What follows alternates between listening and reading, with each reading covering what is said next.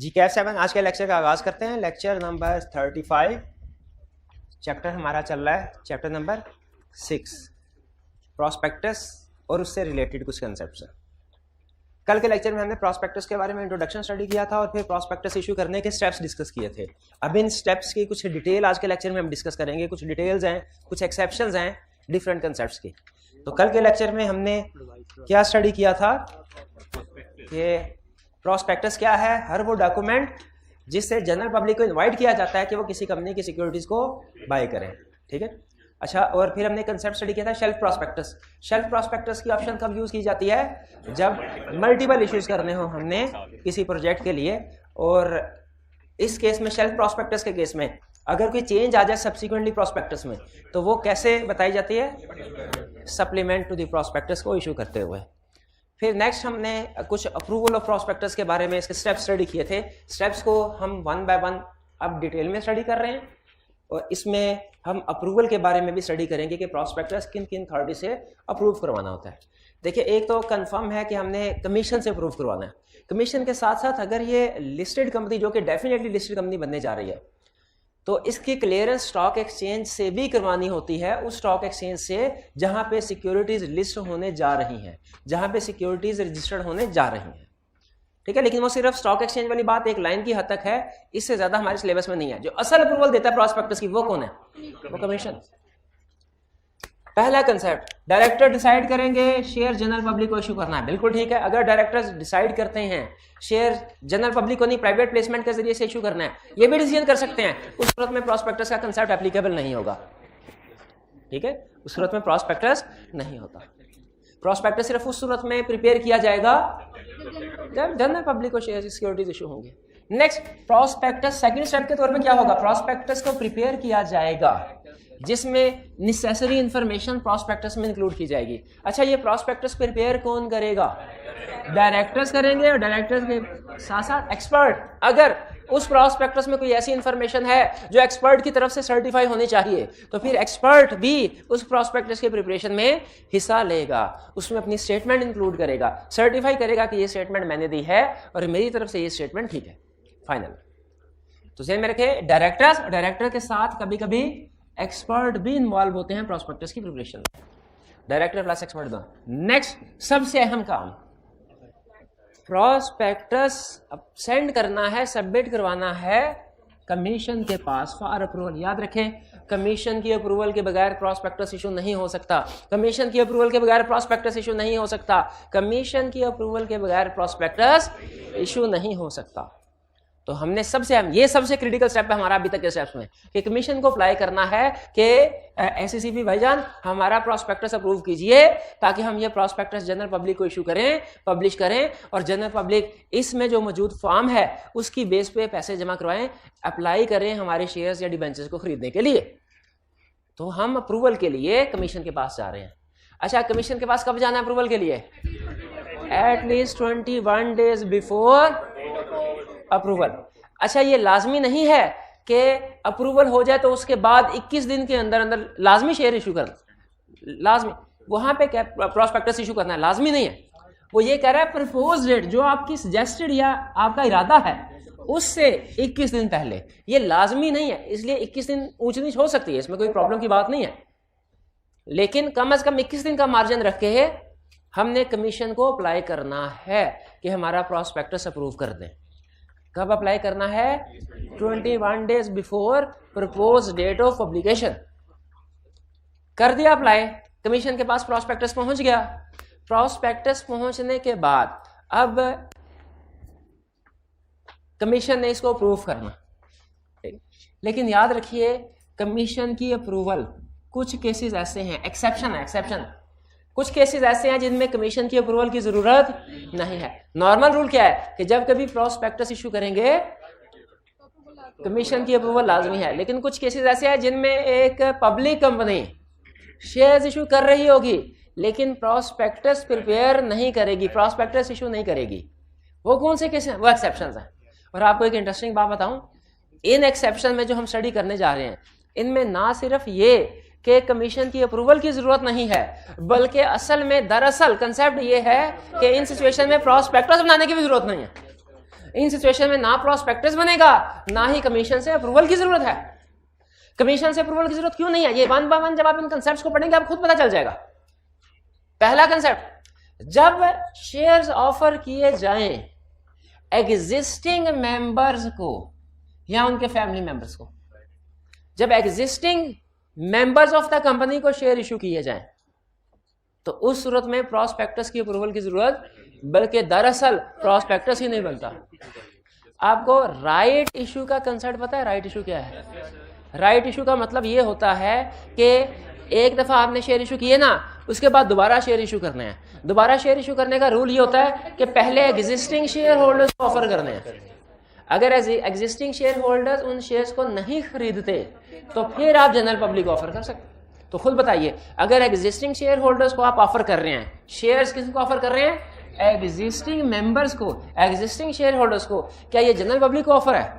नहीं, ये तो सिर्फ और सिर्फ मेंबर्स के लिए ऑफर है। इस सूरत में प्रॉस्पेक्टस की अप्रूवल की जरूरत नहीं है। क्लियर?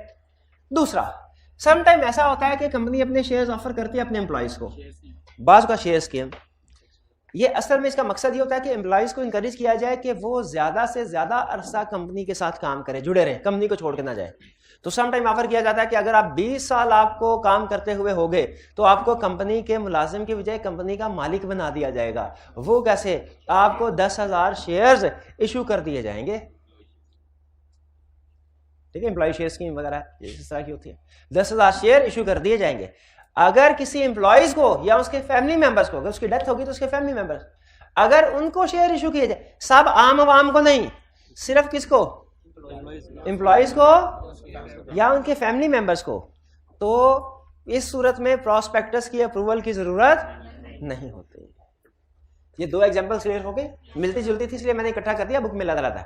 अगर एग्जिस्टिंग मेंबर्स को शेयर्स ऑफर करें प्रॉस्पेक्टस की अप्रूवल की जरूरत नहीं है, और अगर एम्प्लॉयज को शेयर्स ऑफर करें प्रॉस्पेक्टस की अप्रूवल की जरूरत नहीं है। अगर बोनस शेयर इशू करें, बोनस शेयर्स क्या होते हैं? फ्री डिविडेंड के तौर पे शेयर इशू किए जाए। ठीक है, एग्जिस्टिंग मेंबर्स को ही डिविडेंड के तौर पे शेयर। अच्छा, राइट इशू में और बोनस इशू में फर्क है। राइट शेयर और बोनस शेयर में फर्क है। राइट शेयर होते हैं जो कि कुछ पैसों के बदले में इशू किए जाते हैं, लेकिन बोनस शेयर फ्री इशू किए जाते हैं। दोनों का मतलब यही है कि सब्सिक्वेंटली शेयर इशू करना, लेकिन राइट इशू पैसे लेके।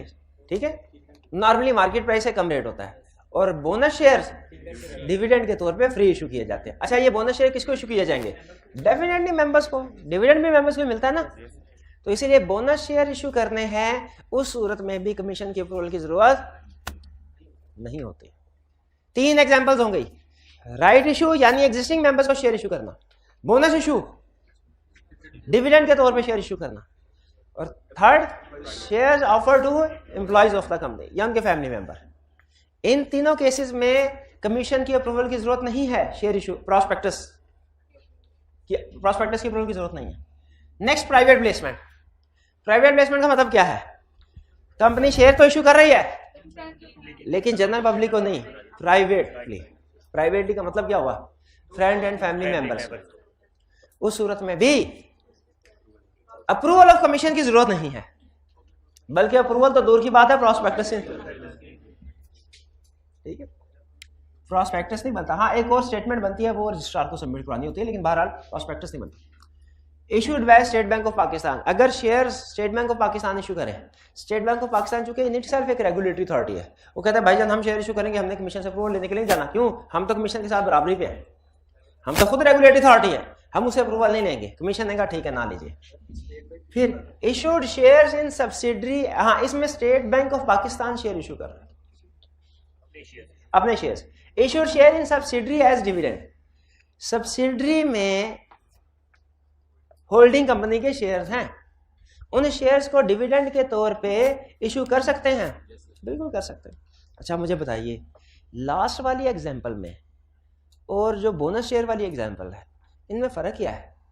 इन दोनों एग्जांपल में शेयर इशू हो रहे थे, इन दोनों एग्जांपल्स में एज डिविडेंड शेयर इशू हो रहे थे। अच्छा, पहले तो मुझे यह बताएं कि लाजमी है डिविडेंड कैश की शक्ल में ही पे होगा कि इन काइंड भी पेमेंट हो सकती है? इन काइंड का मतलब शेयर की शक्ल में। क्या शेयर की शक्ल में पेमेंट हो सकती है? यस, हो सकती है। जी, तो पहला क्वेश्चन कि क्या एक कंपनी डिविडेंड जो पे करती है लाजमी है सिर्फ कैश की शक्ल में पे करेगी या इन काइंड भी पे कर? इन काइंड से क्या मुराद है? शेयर्स, किसी दूसरी कंपनी के शेयर्स के तौर पे, ठीक है, अपने शेयर्स भी दे सकते। अब फर्क क्या है बोनस शेयर्स में और issued shares in subsidiary as dividend में? बोनस शेयर्स में कंपनी अपने शेयर्स ही डिविडेंड के तौर पे डिस्ट्रीब्यूट कर रही है, और issued shares in subsidiary as dividend में कंपनी के पास किसी सब्सिडरी कंपनी के शेयर्स हैं जो कि उनको डिविडेंड के तौर पे इशू कर रही है। तो कंपनी, इसका मतलब है दोनों काम कर सकती है, अपने शेयर्स भी डिविडेंड के तौर पे इशू कर सकती है, किसी दूसरी कंपनी के शेयर्स अगर इसके पास है वो भी डिविडेंड के तौर पे इशू कर सकती है। दोनों में कॉमन क्या चीज है कि दोनों में डिविडेंड के तौर पे जब शेयर इशू करेगी तो कमीशन से अप्रूवल की जरूरत नहीं है, और कमीशन से अप्रूवल तो दूर की बात है, प्रोस्पेक्टस बनाने की भी जरूरत नहीं है। तो ये एक्सेप्शंस क्लियर होगी आपको। इन एक्सेप्शनल सिचुएशंस में कमीशन की approval not required, approval of commission not required in following cases. Clear? आगे चलते हैं जी।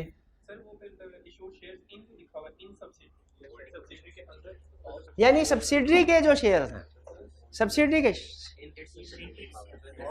इन इट सब्सिडरी कर लें, शेयर्स ऑफ सब्सिडरी कर लें, शेयर्स ऑफ सब्सिडरी करने कोई इतराज नहीं। कंसेप्ट समझ आ गया आपको? आगे चलते हैं। कमीशन से अप्रूवल ले ली, इन 6 सिचुएशन में अप्रूवल की जरूरत नहीं है, 3 4 6 सिचुएशन। बाकी जिन सिचुएशन में कमीशन की अप्रूवल की जरूरत है, कमीशन से अप्रूवल ले ली, कमीशन ने साइन करके कहा ये लो, आज क्या तारीख है, ये लो आज 24 मई है, ये लो प्रॉस्पेक्टस तुम्हारा अप्रूव किया, ये लो जाओ पब्लिश करो, यशी करो। अब कंपनी के पास से प्रॉस्पेक्टस अप्रूव होके आ गया, अब कंपनी ने क्या करना है, उस प्रॉस्पेक्टस को इशू करना है। इशू का वर्ड इस्तेमाल कर लें या पब्लिश का वर्ड इस्तेमाल कर लें, एक ही बात है। पब्लिश करना है, कब पब्लिश करना है? Within 60 days from date of approval by commission. Commission की अप्रूवल के 60 दिन के अंदर अंदर। कितने दिन के अंदर अंदर? अच्छा काउंट कीजिए, यानी आज अगर 24 मई है तो 60 दिन है, कब बनेंगे? आज का दिन भी शामिल, 24, 25, 26, 27, 28, रफली सा बता दें क्या क्या दिन बनता है? 23 जून, 23 जून, 23 जून, 30। हम एक एक दिन का हिसाब लगा रहे हैं, महीना खा गया। 23 जुलाई तकरीबन, कम बेश, ठीक है, 23 जुलाई। 23 जुलाई तक पब्लिश करना है प्रॉस्पेक्टस को। हाँ, अगर किसी वजह से 23 जुलाई तक पब्लिश ना कर सके तो फिर कमीशन से एक्सटेंशन ली जा सकती है, कमीशन से एक्सटेंशन ली जा सकती है। कमीशन अगर चाहे तो एक्सटेंशन दे दे। नॉर्मल जो प्रॉस्पेक्टस होता है इसका वैलिडिटी पीरियड क्या होता है? 60 डेज फ्रॉम अप्रूवल। अच्छा, लेकिन शेल्फ प्रॉस्पेक्टस है ना, शेल्फ प्रॉस्पेक्टस, इसका वैलिडिटी पीरियड ज्यादा हो सकता है, लॉन्गर पीरियड हो सकता है, क्योंकि आपको पता है ये तो मल्टीपल इश्यूज करने होते हैं, इसका तो नॉर्मली पीरियड होगा ही ज्यादा, क्योंकि मल्टीपल इश्यूज करने होते हैं। लेकिन जो सिंगल इशू वाला रेगुलर प्रॉस्पेक्टस है इसका वैलिडिटी पीरियड क्या है? 60 डेज, और extended period if extended by commission. अच्छा चलिए फर्ज कीजिए हमने 60 डेज के अंदर अंदर, जैसे कोई डेट बता दे 60 डेज के अंदर अंदर,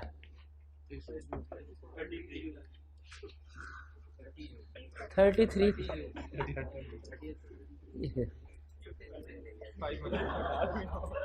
जी बता दे भाई, अभी सोच में पड़ गया यार।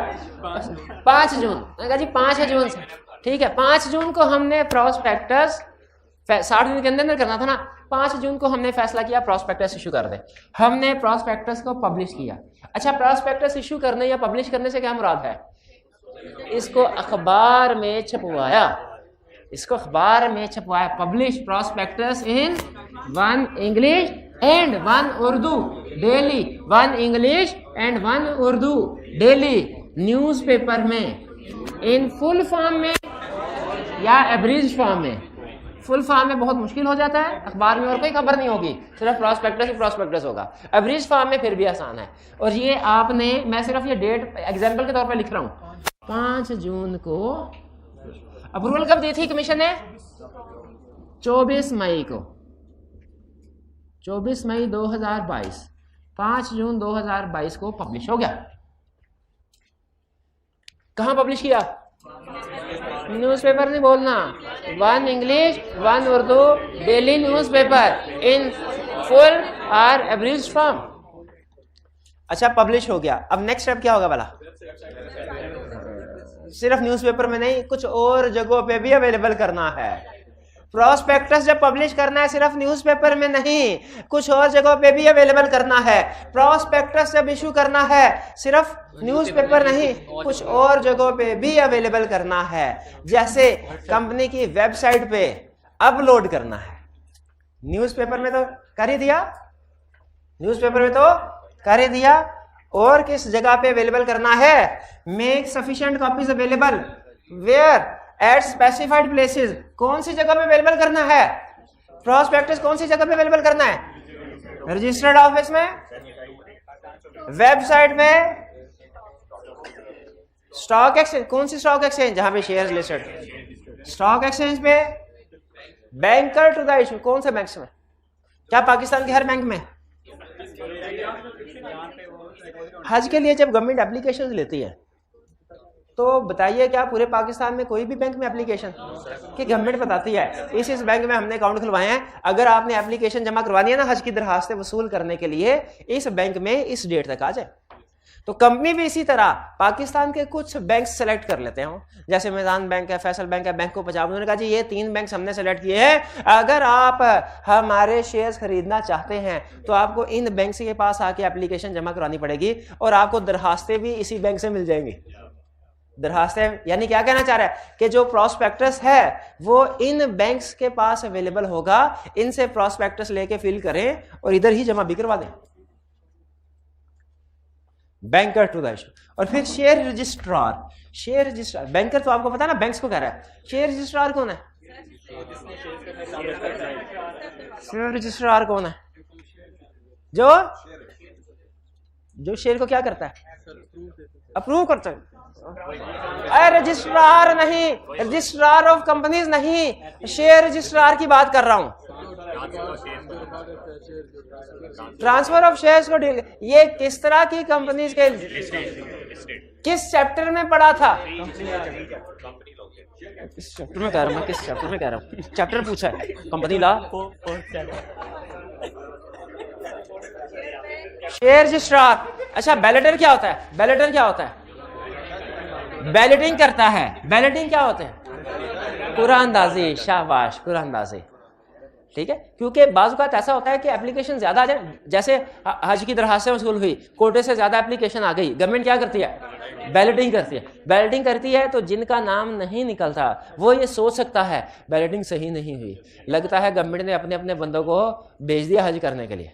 तो इसके लिए ज़रूरी होता है कि कोई इंडिपेंडेंट पर्सन आके बैलेटिंग करे ताकि किसी को शक शुबे की गुंजाइश ना रहे। इसीलिए जो बैलेटर है इसके पास भी प्रोस्पेक्टस अवेलेबल करना, ये होता है बैलेटर, इसके पास भी प्रोस्पेक्टस अवेलेबल करना होता है। बैलेटर समझ आ गई क्या? और next, credit rating agencies.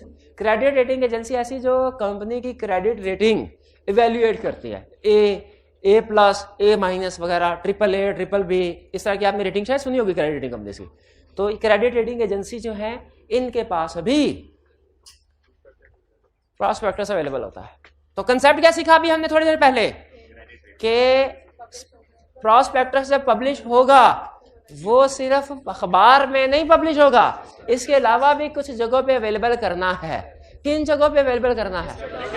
Registered office, share registrar, website, stock exchange, bankers, credit rating agency, बैलेटर। ठीक। अच्छा, अगला क्वेश्चन, कब इन जगहों पे अवेलेबल तो करना है, प्रोस्पेक्टस इन जगहों पे अवेलेबल करना है, कब से कब तक? डेट ऑफ पब्लिकेशन से लेके क्लोजिंग ऑफ सब्सक्रिप्शन तक। ये क्लोजिंग ऑफ सब्सक्रिप्शन क्या होती है? और अगर कोई क्लोजिंग ऑफ सब्सक्रिप्शन होती है तो ओपनिंग ऑफ सब्सक्रिप्शन भी होती होगी। देखिए, सब्सक्रिप्शन का मतलब होता है जब जनरल पब्लिक अप्लाई करती है कंपनी को कि आप हमें शेयर इशू कीजिए, इसे कहते हैं सब्सक्रिप्शन या ओपनिंग ऑफ सब्सक्रिप्शन या ओपनिंग ऑफ सब्सक्रिप्शन लिस्ट। हमने प्रोस्पेक्टस पब्लिश किया 5 जून को। लॉ ये कहता है कि पब्लिश कर दिया, इसका मतलब 5 जून को पूरे पाकिस्तान के लोगों को पता चल गया कि कंपनी अपने शेयर इशू करने जा रही है। तो कुछ लोग तो इतने बेचैन होंगे, वो कहेंगे कि हम आज के आज ही शेयर्स अप्लाई कर लें। लेकिन इसमें कंपनी ये कहती, लॉ कमीशन ये कहता है रिस्क है, अगर हमने फौरी तौर पे जिस दिन पब्लिश किया ना प्रॉस्पेक्टस, उसी दिन अगर एप्लीकेशन जमा करवाने की इजाज़त दे दी तो रिस्क है कि लोग बगैर पढ़े एप्लीकेशन फाइल कर लेंगे, शेयर्स खरीद लेंगे। इसलिए एक रीजनेबल टाइम देना चाहिए जिसमें सारे के सारे शेयर होल्डर्स तसल्ली से प्रॉस्पेक्टस को पढ़ लें और फैसला कर लें इसमें इन्वेस्टमेंट करनी है कि नहीं। तो लॉ ने कहा कि जिस दिन प्रॉस्पेक्टस इशू होगा उसके 7 दिन के बाद, कम से कम 7 दिन के बाद पब्लिक सब्सक्रिप्शन स्टार्ट होगी या सब्सक्रिप्शन लिस्ट ओपन होगी। सब्सक्रिप्शन लिस्ट ओपन होने का मतलब क्या है कि जनरल पब्लिक से एप्लीकेशन वसूल करना शुरू कर देंगे, दरखास्तों की वसूली का अमल शुरू हो जाएगा। कब शुरू हो जाएगा? प्रॉस्पेक्टस पब्लिश होने के कम से कम 7 दिन के बाद, इससे पहले नहीं हो सकता। अगर आप कहेंगे ना 3-4 दिन बाद ही मुझे पैसों की जल्दी जरूरत है, प्रॉस्पेक्टस पब्लिश होने के 3-4 दिन बाद ही सब्सक्रिप्शन लिस्ट ओपन कर दें, सब्सक्रिप्शन चालू कर दें, तो याद रखें वो नहीं हो सकते। क्यों? कमीशन ने कहा कि कम से कम 7 दिन का टाइम होगा इन्वेस्टर्स के पास। प्रॉस्पेक्टस पब्लिश होने के कम से कम 7 दिन के बाद सब्सक्रिप्शन लिस्ट ओपन कर सकते हैं। कितने दिन तक? वो अच्छा 7 दिन का, जरा गौर से सुनेगा, 7 दिन के बाद और 30 दिन से पहले सब्सक्रिप्शन लिस्ट ओपन करनी है। सब्सक्रिप्शन लिस्ट कब ओपन करनी है? प्रॉस्पेक्टस पब्लिश होने के 7 दिन के बाद 30 दिन से पहले। कितने दिनों के लिए ओपन करनी है? इसमें लॉ साइलेंट है, इसमें लॉ साइलेंट है। कितने दिनों के? देखें सब्सक्रिप्शन स्टार्ट कब करनी है?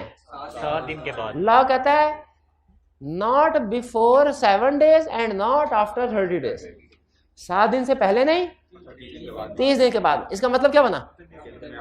7 और 30 के दरमियान में पब्लिक से। लेकिन कितने अरसे के लिए? ये कंपनी नॉर्मली 2 दिन के लिए, 2 से 3 दिन के लिए सब्सक्रिप्शन लिस्ट ओपन। 2 से अच्छी कंपनी जो होती है ना, अच्छी कंपनी 2 से 3 दिन के अंदर अंदर सारा पाकिस्तान में जिस अप्लाई करना होता है कर देता है, अगर कंपनी अच्छी हो तो। ठीक है, लेकिन ये 2 से 3 दिन का पीरियड कब से कब तक होगा? 7 दिन पब्लिश होने, प्रॉस्पेक्टस पब्लिश होने के 7 दिन के बाद 30 दिन से पहले, 30 दिन से पहले। ठीक है, तो जो इसका जैसे कंपनी ने फैसला किया, आज क्या था? 5 जून, प्रॉस्पेक्टस को पब्लिश किया 5 जून। अब सब्सक्रिप्शन लिस्ट ओपन कब करनी है? 12 के बाद और 4 जुलाई से पहले। फर्स्ट कीजिए हमने फैसला किया 20 जून को ओपन करेंगे, 20 से लेके 22 तक 3 दिन डिसाइड किए, 20 से लेके 22। इसका मतलब यह हुआ पब्लिक सब्सक्रिप्शन स्टार्ट कब हो रही है? 20 को, और क्लोज कब हो रहा है? जिसने 20 से 22 के दिन अप्लाई करना कर दे। 23 अगर कोई अप्लाई करने से रह गया तो 23 तारीख को अप्लाई नहीं कर सकता। क्लियर हुई? कुछ समझ आई ये बात? तो अब जो हमने प्रॉस्पेक्टस अवेलेबल करना है, असूली तौर पे बताइए कब से कब तक अवेलेबल करना चाहिए? डेट ऑफ पब्लिकेशन से, डेट ऑफ पब्लिकेशन 7 दिन बाद नहीं, डेट ऑफ 7 पढ़ेंगे कि कब? शुरू के 7 दिन में थे प्रॉस्पेक्टस पढ़ना है, प्रॉस्पेक्टस शुरू के 7 दिन में पढ़ना है ना। तो इसका मतलब है प्रॉस्पेक्टस अवेलेबल होगा डेट ऑफ पब्लिकेशन से लेके till closing of subscription list तक, till closing of subscription list तक। क्लियर हुआ? ओपनिंग ऑफ सब्सक्रिप्शन लिस्ट से क्लोजिंग ऑफ तक नहीं, इस पीरियड में तो एप्लीकेशन रिसीव की जाती है। प्रॉस्पेक्टस कब से कब तक अवेलेबल होता है? डेट ऑफ पब्लिकेशन से क्लोजिंग ऑफ सब्सक्रिप्शन के बाद प्रॉस्पेक्टस का काम खत्म, वो द एंड हो गया जी। तो क्लियर हुआ कुछ आपको? Make sufficient copies available, free prospectus free दिया जाएगा, प्रॉस्पेक्टस फ्री दिया, शेयर्स फ्री नहीं दिए जाएंगे, प्रॉस्पेक्टस फ्री दिया जाएगा। जिसने पढ़ना पढ़ ले, अप्लाई करना है करें। और पब्लिक सब्सक्रिप्शन स्टार्ट कब होगी? पब्लिक सब्सक्रिप्शन पता चल गया क्या है? स्टार्ट का मतलब क्या है, समझ आ गई? एंड या क्लोज ऑफ सब्सक्रिप्शन लिस्ट, ये भी समझ आ गई। ये हमारा पूरा कंसेप्ट है। देखिए कुछ क्लियर हुआ? ठीक है, अब आप ऐसा कीजिए, अब ये चूंकि इसमें कुछ डेट्स हैं जो कि आपके लिए कंफ्यूजन का बायस हो सकती है, आपको 5 मिनट दे रहा हूं, आपने तसल्ली के साथ ये सारा लर्निंग ऑब्जेक्टिव कौन सा है, 2 और 3 दिखाइए, और 2 दिखाइए कौन सा है, हाँ शाबाश, लर्निंग ऑब्जेक्टिव 2 और 3 ये पढ़ लें। ये रिस्ट्रिक्शन वाली बात अभी आपको समझाता हूं, लेकिन पहले मैं चाह रहा हूं प्रोसीजर सारा पढ़ लें जो एग्जाम पॉइंट ऑफ व्यू से ज्यादा अहम है। आपके पास 5 मिनट हैं जी, ऑनलाइन में स्टूडेंट्स आप भी लर्निंग ऑब्जेक्टिव 2 और 3 इस चैप्टर का पढ़ना है। आपके पास 5 मिनट है, लेक्चर को पॉज कर दीजिए जी। रीडिंग आपने कर ली होगी। अब चलते हैं रिस्ट्रिक्शन, 2 छोटे छोटे कंसेप्ट हैं। पहला, अगर कोई कंपनी एडवर्टीजमेंट करना चाहती है अपने जो शेयर इशू कर रही है इसके लिए, ताकि देखें प्रोस्पेक्टस तो अवेलेबल कर दिया, लेकिन मे भी कंपनी फैसला करे कि हम फेसबुक पे भी एडवर्टीजमेंट करेंगे, टीवी पे भी, रेडियो पे भी एडवर्टीजमेंट करेंगे, तो कर सकते हैं, कोई प्रॉब्लम नहीं है। लेकिन लॉ ये कहता है अगर कंपनी एडवर्टीजमेंट करती है ना, तो शर्त ये है कि एडवर्टीजमेंट तब तक नहीं की जा सकती, पहली चीज, पहली रिक्वायरमेंट, जब तक प्रोस्पेक्टस इशू ना हो जाए। यानी प्रोस्पेक्टस इशू होने के बाद एडवर्टीजमेंट करनी है, पहले नहीं। और दूसरा, एडवर्टीजमेंट में बताना है कि प्रोस्पेक्टस कहां पे अवेलेबल है। बाजूकात ऐसा होता है कंपनी एडवर्टीजमेंट करती अपनी प्रोडक्ट्स की लॉन्च करने से पहले ही, ताकि मार्केट में डिमांड बढ़े, लोग देखें कि प्रोडक्ट किधर है, एक स्ट्रेटजी होती है। लेकिन लॉ यहां पे क्या कह रहा है कि पहले प्रोस्पेक्टस पब्लिश करना है, उसके बाद आपने एडवर्टीजमेंट करनी है, और एडवर्टीजमेंट में वो प्लेस बतानी है जहां पे प्रोस्पेक्टस अवेलेबल है, ये ना लोग ढूंढते रहे। यह है एडवर्टीजमेंट का रूल। दूसरा रूल है टर्म का। प्रोस्पेक्टस में जो टर्म्स एंड कंडीशन लिखी जाती, प्रोस्पेक्टस में जो भी आपने मैटर्स लिखे हैं उनको बाद में प्रोस्पेक्टस इशू करने के बाद चेंज नहीं किया जा सकता जब तक के कमीशन की अप्रूवल ना हो। जब तक कमीशन की अप्रूवल ना हो तब तक उनको चेंज नहीं किया जा सकता। ठीक है जी। तो ये 2 छोटी छोटी रिक्वायरमेंट्स थी। अच्छा, अब एक कंसेप्ट है हमारा फाइलिंग विद रजिस्ट्रार। भाई रजिस्ट्रार को टेंशन हो रही है। क्यों टेंशन हो रही है? वो कहता है आगे पीछे तो रूटीन के सारे काम जो कंपनी करती है वो मेरे साथ कम्युनिकेशन करती है। सर्टिफिकेट ऑफ इनकॉर्पोरेशन कंपनी को किसने दिया? मैंने दिया। Certificate of commencement of business किसने देना है? वो मैंने दिया। ठीक है। इसके अलावा मेमोरेंडम और आर्टिकल में जब कभी अल्ट्रेशन होती है कंपनी किसके पास आती है? मेरे पास। नेम रेक्टिफाई करवाना हो, चेंज करवाना हो, किसके पास? मेरे पास। तो ये अब प्रोस्पेक्टस की बारी आई है तो कमीशन के पास चले गए हैं, मेरे पास क्यों नहीं आए? नहीं नहीं, ये तो क्रिटिकल मैटर था इसीलिए कमीशन के पास गए हैं। आपको याद है हमने चैप्टर 1 में कुछ पावर्स पढ़ी थी, पावर ऑफ रजिस्ट्रार और पावर्स ऑफ कमीशन। वहां पे जाके देखे मुझे बताइए कि प्रोस्पेक्टस वाली जो बात थी ये रजिस्ट्रार की पावर्स में है कमीशन के? कमीशन की पावर में। शाबाश। प्रोस्पेक्टस कमीशन पे, तो कमीशन के पास रजिस्ट्रार ने कहा नहीं, एक चक्कर मेरे पास भी आना चाहिए। उन्होंने कहा ठीक है, ठीक है, हम तुम्हारे पास भी प्रोस्पेक्टस पहुंचा देते हैं, लेकिन अप्रूवल के लिए नहीं, सिर्फ फाइल करना। सिर्फ फाइलिंग होगी, अप्रूवल नहीं होगी। आप घर से निकलते हैं, घर वालों को क्या कह के निकलते हैं घर से? 2 ऑप्शन दे रहा हूं, आपने दोनों में फर्क बताना है। पहली ऑप्शन, घर वालों से कहते हैं मैं अपने दोस्त की तरफ जा रहा हूं, पहले। दूसरी ऑप्शन, क्या मैं अपने दोस्त की तरफ चला जाऊं? इजाजत। एक होता है इजाजत लेना, एक होता है बताना। दोनों में फर्क है ना। इजाजत लेंगे कमीशन से, लेकिन बताएंगे रजिस्ट्रार को। फाइलिंग का मतलब अप्रूवल, फाइलिंग का मतलब अप्रूवल नहीं है। फाइलिंग का मतलब क्या है? फाइलिंग का मतलब है किसी रेगुलेटरी अथॉरिटी को कोई ऑफिशियल डॉक्यूमेंट सबमिट करवाना। तो रजिस्ट्रार को भी प्रोस्पेक्टस फाइल करेंगे, कब? ऑन और बिफोर डेट ऑफ पब्लिकेशन, यानी जब पब्लिश कर रहे हैं उसी दिन या उससे पहले। ठीक है। इसका मतलब यह हुआ कि अप्रूवल की जरूरत नहीं है, वरना ये कहते हैं लाजमी उससे पहले इसको सबमिट करवाएं, अप्रूवल के नहीं। हाँ, ये जो प्रोस्पेक्टस जमा कराना है रजिस्ट्रार को, ये हर डायरेक्टर साइन करेगा, हर डायरेक्टर साइन करेगा, वरना पेनल्टी इंपोज होगी लेवल 2। ये तो है प्रोस्पेक्टस। अच्छा, एक है प्रोस्पेक्टस, एक है statement in lieu of prospectus. In lieu किसको कहते हैं? Instead of. कि जब प्रोस्पेक्टस इशू ना किया हो, statement in lieu of prospectus का कंसेप्ट किया है, इसका मतलब यह है कि प्रोस्पेक्टस की जगह पे कोई स्टेटमेंट दी जा रही है, किसको? रजिस्ट्रार को। कंसेप्ट सुन लें, प्राइवेट का जो लिस्टेड कंपनी है ये शेयर इशू करेगी जब जनरल पब्लिक को, लिस्टेड कंपनी जनरल पब्लिक को शेयर इशू करे, प्रोस्पेक्टस पब्लिश करेगी। ये बात समझ आई? लिस्टेड कंपनी जनरल पब्लिक को शेयर इशू करे, प्रोस्पेक्टस इशू करेगी। लिस्टेड कंपनी शेयर इशू कर रही है लेकिन जनरल पब्लिक को नहीं, प्राइवेट प्लेसमेंट के जरिए प्रोस्पेक्टस इशू, लेकिन फिर क्या करेगी? Statement in lieu of prospectus file करेगी, statement in lieu of prospectus file करेगी। ठीक है, statement in lieu of prospectus क्या होती है? ये एक इंफॉर्मेशन होती है जिसमें रजिस्ट्रार को बताया जाता है कि हमने फर्दर शेयर इशू करते हैं, ये रजिस्ट्रार को जमा करवाते हैं। तो लिस्टेड कंपनी, हाँ प्राइवेट प्लेसमेंट के जरिए, तो लिस्टेड कंपनी या पब्लिक कंपनी कह ले, जब पब्लिक कंपनी या लिस्टेड कंपनी जनरल पब्लिक को शेयर इशू करे प्रोस्पेक्टस, पब्लिक कंपनी या लिस्टेड कंपनी शेयर इशू करे लेकिन जनरल पब्लिक को नहीं, प्राइवेट प्लेसमेंट, तो फिर statement in lieu of prospectus registrar को।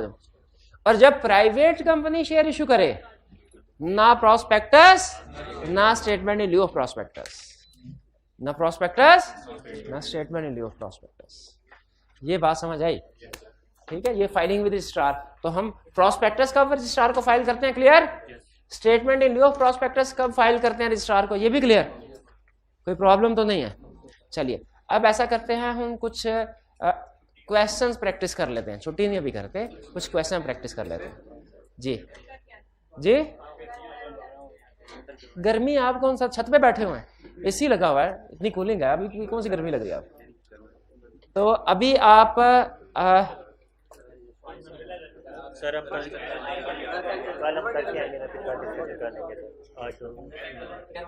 करवा दें क्वेश्चन? हाँ बस ठीक है, करवा दें। नहीं अच्छा चलिए ऐसा करते हैं, 2-3 क्वेश्चन कर लेते हैं ताकि आपको पता चल जाए क्वेश्चन हैं किस तरह के, करने कैसे हैं। बाकी क्वेश्चन आपकी होम असाइनमेंट होगी। ठीक है, चलिए पास कीजिएगा जी। Question number 1, under the provisions of securities act 2015 no person shall make a public offer of securities unless the commission has approved the prospectus submitted by the issuer। issuer किसको कह रहे हैं? और ऑफरर, जो prospectus issue कर रहा है, और ऑफरर ऑफ द सिक्योरिटीज, जो सिक्योरिटीज या prospectus को इशू कर रहा है उसे कह रहे हैं इशूअर, ऑफरर। भाई ये बात सही ठीक लिखी हुई है ना? कह रहा है discuss the exceptions to the above provisions of the securities act 2015। हमें नहीं पता सिक्योरिटीज एक्ट क्या है, लेकिन जो कंसेप्ट पूछ रहा है वो हमें पता है, हम उसकी टेंशन लें। सिक्योरिटीज एक्ट 2015 क्या है, इसकी टेंशन लेने की जरूरत नहीं है। बताइए, रिप्रोडक्शन का क्वेश्चन है, बताओ नाम। Registered office of the company, bankers to the issue, ballot भी हुई है। मैं एक्सेप्शंस पूछ रहा हूँ, सिक्योरिटी ये थोड़ी पूछ रहा हूँ सिक्योरिटी प्रोस्पेक्टस कहाँ कहाँ अवेलेबल होगा। हाँ जी, वो बाद वाला कंसेप्ट है। ये कौन सा कंसेप्ट है वाला? Private placement, share issue to members or their family members, share issue to employees or their family members, bonus shares in subsidiary issued as dividend. Oh State Bank of Pakistan, State Bank of, हाँ share issued by State Bank of Pakistan, correct. ये clear हो गया? Simple question था। आगे चलते हैं फिर।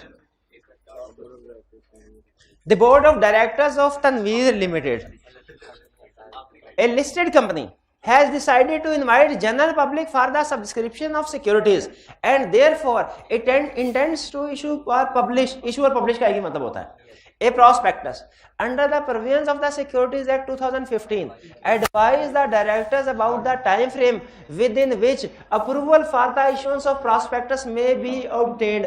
गौर से पढ़ने, जल्दी नहीं करनी, जल्दी नहीं करनी, गौर से। वो कह रहा है किस टाइम में अप्रूवल लेनी है प्रोस्पेक्टस की, ये नहीं कह रहा किस टाइम में शेयर इशू करने हैं। हाँ, ये 21 days before propose date of publication वाला कंसेप्ट है। फिर आगे क्या करा है? And the time frame for which the prospectus में remain valid after approval 60 days from the date of approval of prospect or such extended period as may be specified by commission। Self prospectus में लोगों का shelf prospectus के case में longer period में भी specified. Clear? Question की requirement समझ आ गई क्या पूछ रहा है? चले अब आप जब घर जाके क्वेश्चन को अटेम्प्ट करने लगे तो थोड़ा कॉन्फिडेंट फील करेंगे। अभी खत्म नहीं हुई discussion. Question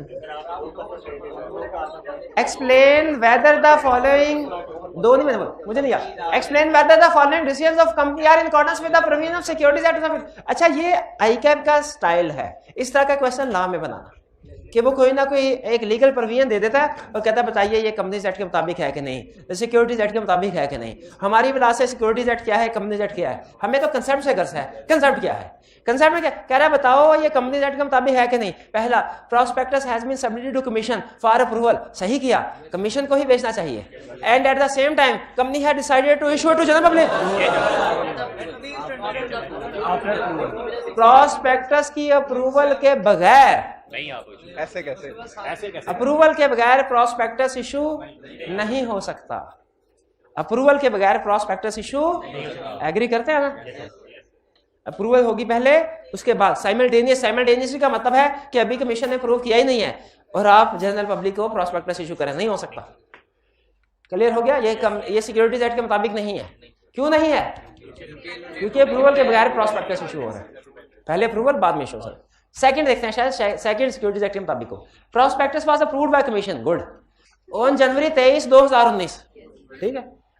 company could not circulate it due to some unavoidable reasons and now company had decided to issue it on April 9, 2019। क्या प्रॉब्लम है? एक मिनट है, मैं गिन लूं।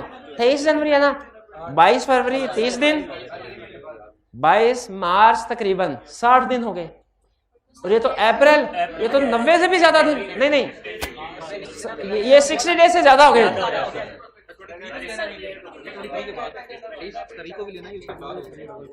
23 तारीख को भी गिनने से क्या फर्क पड़ता है? 23 को गिने या ना गिने, है तो 60 दिन के बाद ही। फरवरी के 30 दिन भी गिन लेना, फिर भी बाद ही।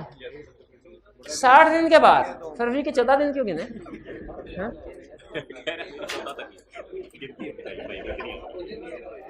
फरवरी के 30 दिन भी हो सकते हैं, आपको पता है? मैं कल 30 लिखा हूँ।